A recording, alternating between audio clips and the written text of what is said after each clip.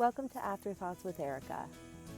My name is Erica O'Meara, and as I begin my journey to becoming an end-of-life doula, I'm challenging myself to talk to 100 people about death, dying, and what comes next.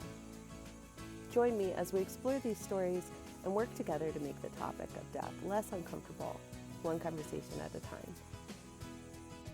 Afterthoughts with Erica is intended for entertainment and educational purposes only. The opinions expressed are solely of the speakers and do not represent legal, medical, or financial advice. This series does not supersede any written last will and testament, legal documents, or directives. Please note that this series may contain adult subject matter and with strong language. Viewer discretion is advised. Welcome to Afterthoughts with Erica. My name is Erica, and today I am joined by my friend Cassie. She is an HR generalist and a current student at Kutztown University. And I know Cassie through my New Moon circles that I attend each month. So we've gotten to know each other there, and I'm really looking forward to getting to talk to you, Cassie, and learn more about how you view death and dying. Absolutely. Thank you so much for being here.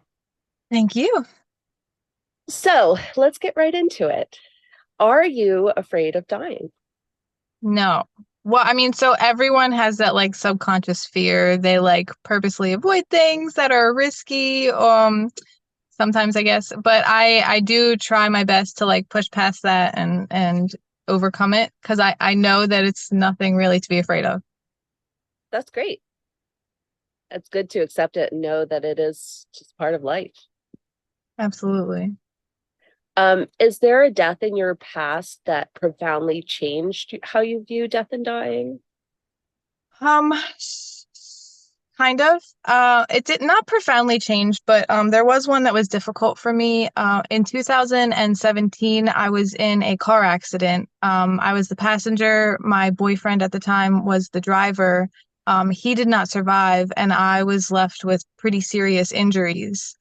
So that death didn't give me a new view on death. It gave me a new view on life. I felt like I was the one that survived to be able to make a difference and almost live for that person. So it really did give me a new view on life, essentially.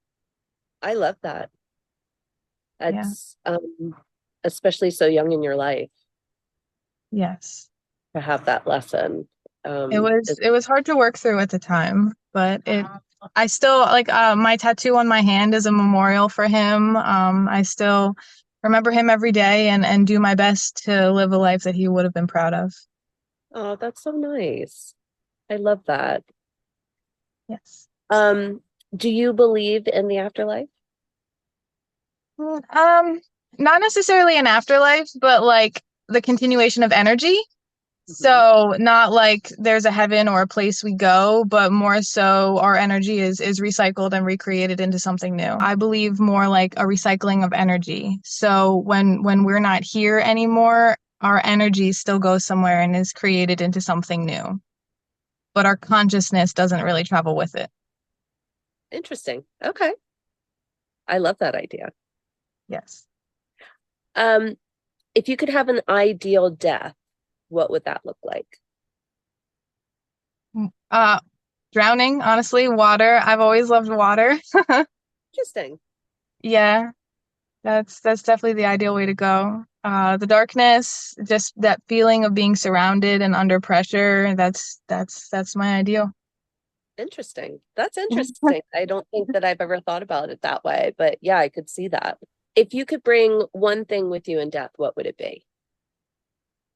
My puppy? Oh, Yeah, I don't know. That's a hard one. I don't there's no object. Obviously, I wouldn't want to kill my puppy when I die, just so, and especially because I don't necessarily believe in the afterlife. I know there's not a reunion. So, all right, the one thing I want to bring with me into the afterlife is my kindness, so that can be passed on along with the energy that's reintroduced into the universe.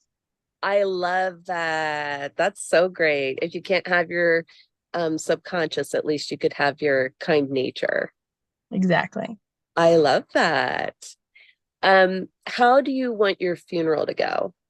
I don't want one. I want to be cremated. I want people to remember me in a positive party kind of way. So no funeral, a wake is okay. Like we could do the boozing, we could do the partying, we could do the hey, do you remember that story? But no tears, no casket, no nothing. I want everything to be happy and positive. Okay, I could understand that. For sure. What are some songs that would be included on your funeral playlist? Oh, I don't know. Beyond the Pines for sure. Um, Sugar Magnolia. I don't. Those are my favorites, but those are kind of also the ones I want to play at my wedding. So it's kind of weird to say them. I want them at my funeral too, but that's the kind of vibe I want. Like I don't want anything sad or soppy. I want it to be a celebration. Yeah, sort of like a little circle of life too, Yes, playing them at your wedding, and then just to remind people about that, yes, at after the your funeral. passing, that would actually be wonderful for those memories to be linked to those Yes, songs. very true. Well, now that has to be on the list. Um, what do you want done with your body after death? We talked about cremation.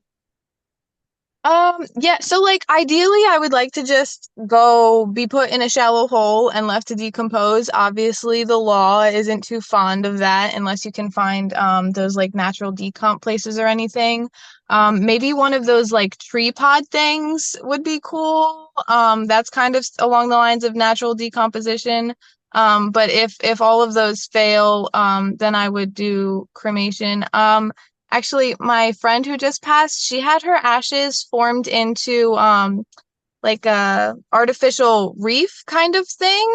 So Oh, that's always been interesting to me. Again, returning back to the ocean, the water. So that would be one of the choices. The tree pod's probably a little bit higher than that. I don't want anyone to like keep them. Maybe if someone else really wanted to like keep a piece and like make it into jewelry, like I wouldn't be opposed to that, but I also don't feel like that's something that people should hold on to. They should hold on more to the memories than any kind of physical aspect. Personal opinion. sure. Yeah, that's understandable. Yeah. Um, so if you could haunt somebody in death, Oh, who ooh, would that's it a good one. be? This is Ooh, probably haunting. it's becoming my favorite question. Yeah. Ah. No, man. Haunting. Like a good haunt or a bad haunt, or it doesn't matter. Totally your choice. Um, yeah, I don't know. Maybe if I have kids, maybe my kids. If I have kids by the time I die, maybe my kids just to like play little pranks and stuff. You would be a mischievous haunter. Yes, yes. I think that that's perfect for children, actually. Yeah, Mm-hmm. because it would make them laugh. Exactly. Oh, mom's at it again. There she goes. Knocking over the sugar shaker. I love it. Mm-hmm. Last question. Okay. What do you want people to remember you for after you pass? Um, my kindness, my compassion. I spent a lot of my life trying to do good for my community and people around me and just make the world a better place than I found it. So that is what I want to be remembered for. Wonderful. That's Yes. so nice. Thank you so much for sharing your answers today. Of course. I feel like not only are we opening the floor to talking more about death and dying, I'm getting to know each of my friends and loved ones on a different level, you So know, exciting, right? and it does bring us all together. Death is what we all have in common, no matter what, Exactly. who you are, we're all gonna die. So why not talk about it and maybe have a little fun with it?